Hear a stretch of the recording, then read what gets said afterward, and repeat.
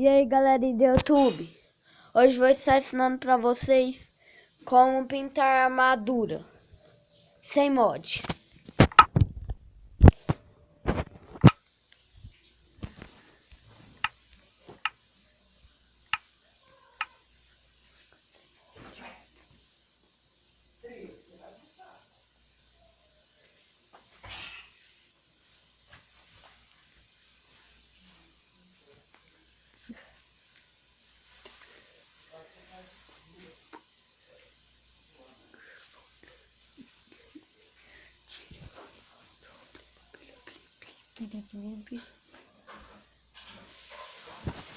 Tá demorando um pouco.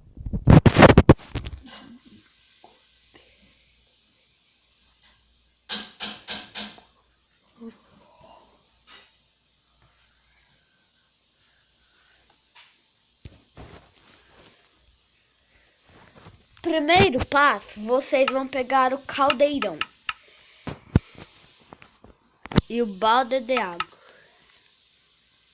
E a cor que você quiser, né? Meu tipo aqui vai ser lazuli.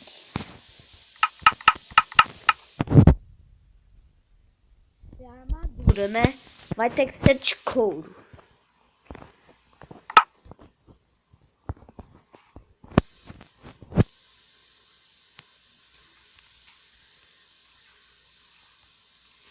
E aí?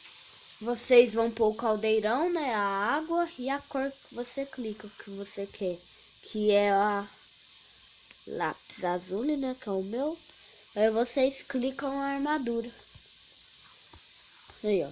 Estará azul.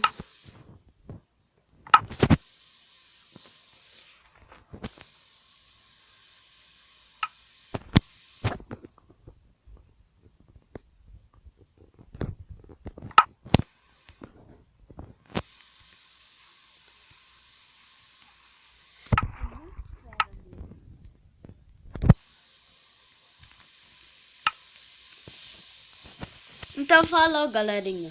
Não esqueça de deixar seu like se vocês gostaram.